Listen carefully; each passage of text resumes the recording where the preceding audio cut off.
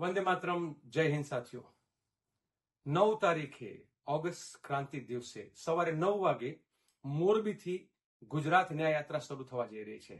આ ગુજરાતમાં ન્યાય યાત્રા કાઢવાની જરૂરિયાત એટલે પડી કારણ કે છેલ્લા 3 દશકથી ભારતીય જનતા પાર્ટીની ભ્રષ્ટ, અત્યાચારી, અન્યાયી સરકારના કારણે ગુજરાતના લોકો, ગુજરાતના નાગરિકો પીડા ભોગવી રહ્યા છે.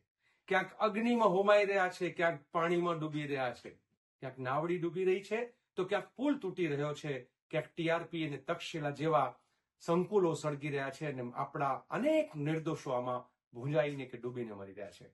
આ બધાના પરિવારો આજે ન્યાય માટે ભીખી રહ્યા છે, ન્યાય મળતો નથી.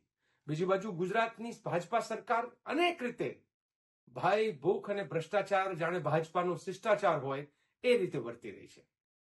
એક સરકારી સિનિયર અધિકારીઓ અને ભારતીય જનતા પાર્ટીના પદાધિકારીઓ, ખાસ કરીને મેયર, ડેપ્યુટી મેયર, સ્ટેન્ડિંગ કમિટીના ચેરમેન, ધારાસભ્યો અને સંસદ સભ્યો આ બધા જ ભ્રષ્ટાચારમાં એવી રીતે ઇન્વોલ્વ છે, અંદર સામેલ છે કે ન્યાયની પ્રક્રિયામાં બાધા બની રહ્યા છે.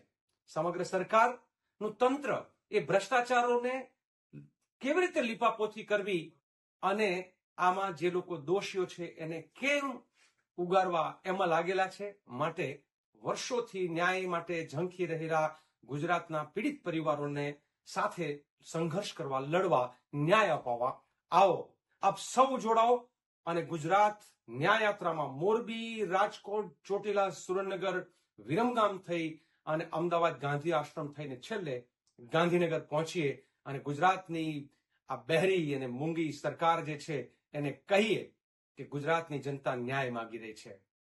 આપ સૌ આ યાત્રામાં જોડાઓ એ જ આશા અપેક્ષા સાથે આપ સૌનો ખૂબ ખૂબ આભાર. ધન્યવાદ.